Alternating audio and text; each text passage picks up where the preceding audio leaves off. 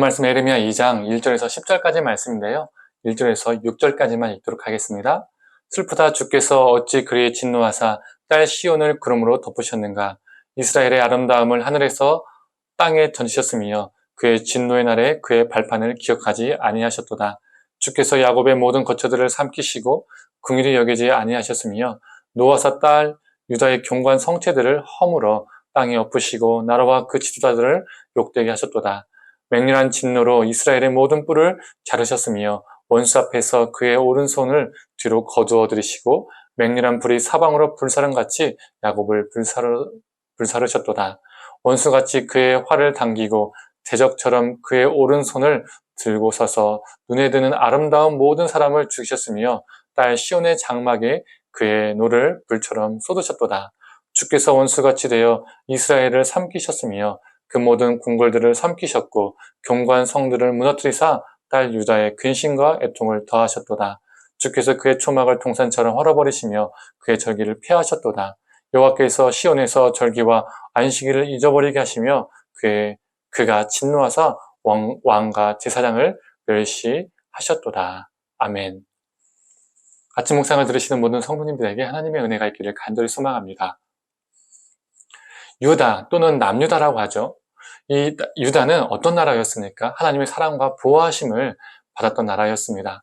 애굽에서 노예로 살아갈 때 그들의 울부짖음, 그들의 고통을 들으시고 하나님께서 그들을 출애굽시켜 주셨고 광야에서 불기둥과 구름기둥으로 인도하셨고 먹이셨고 마시게 하셨습니다. 그리고 가나안 땅에 들어오게 입성케 하셨죠. 그들은 하나님의 은혜를 너무나 많이 받은 민족이었습니다. 그리고 심지어 북이스라엘이 아수르에게 망할 때에도 이 남유다, 이 유다는 하나님께서 멸망치 않게 하셨습니다.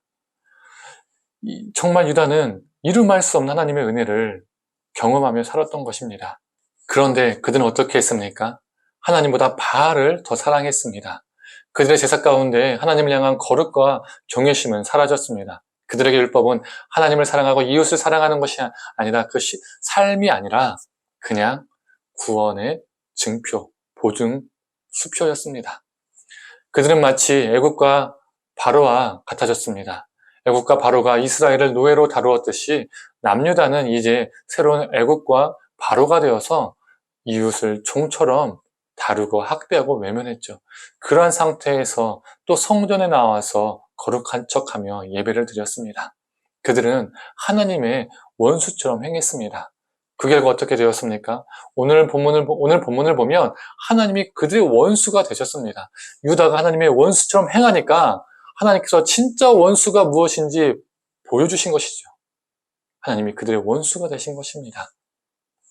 원수가 되신 하나님의 진노가 그들의 모든 영역에 걸쳐 임했다는 것을 오늘 본문은 보여줍니다. 성벽이 무너지고 그들의 군사력과 경제력은 하루아침에 물거품이 되었습니다. 또 왕과 제사장들을 멸시하시고 제단을 버리셨습니다. 제단을 버렸다는 것이 무엇입니까? 더 이상 하나님께서 그들의 예배를 기뻐하지 않으시고 그들의 예배를 받지 않으시겠다는 겁니다. 8절과 또 10절을 보면 유다의 모든 리더십도 무너졌습니다. 특히 1절에 이런 말씀이 있습니다. 그의 진노의 날에 그의 발판을 기억하지 아니하셨도다. 그의 발판이라는 것이 무엇을 의미하는 것일까요?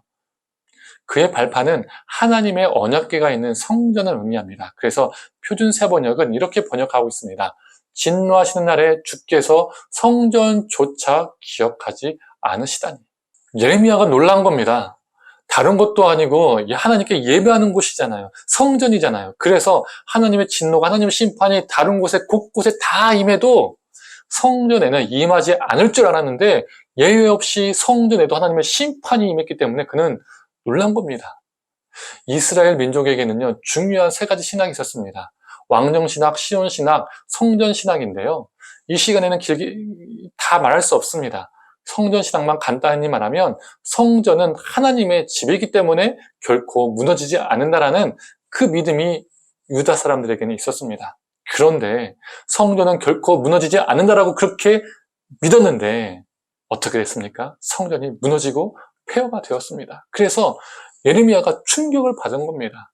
그 진노하시는 날에 성전을 기억하지 아니하시다니. 성전이 무너졌구나. 베드로전서 4장 17절에 심판이 어디서부터 시작된다고 말하고 있습니까? 하나님의 집에서부터 시작된다고 말하고 있습니다. 성전도 예외가 아니라는 것이죠.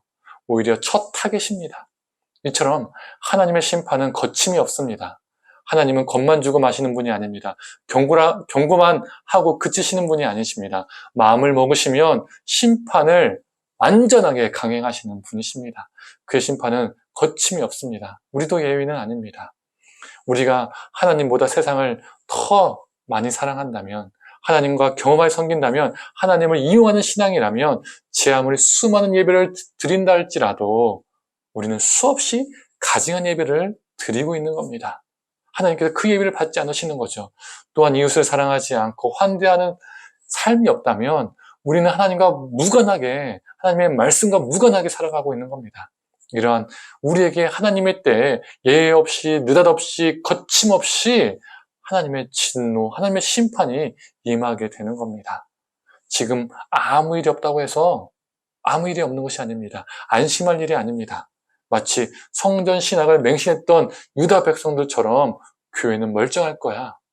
나는 목사니까 괜찮을 거야. 난 집사, 권사, 장로니까 괜찮을 거야.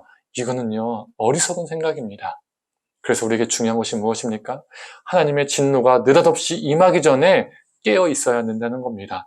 무너진 성벽이 우리 안에 있다면 그 성벽을 다시 일으켜 세우고 하나님 앞에 바로 서도록 몸부림치는 것입니다. 성도님들, 나는 괜찮을 거야 라는, 내 가정은 괜찮을 거야 라는, 교회는 괜찮을 거야 라는 이런 안일주의가 아니라 오직 요 하나님만을 사랑하고 경외하는 유일신주의, 이 유일신주의로 살아가기를 소망합니다.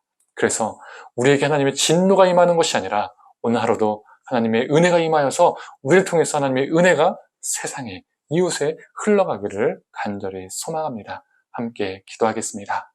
하나님, 에레미야는 놀랐습니다.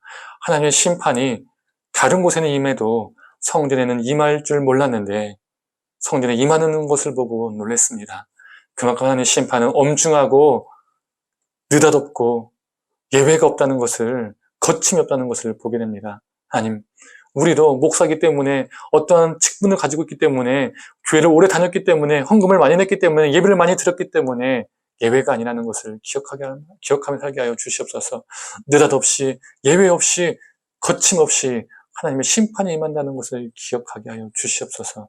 하나님, 그래서 우리가 더 깨있게 하여 주시옵소서.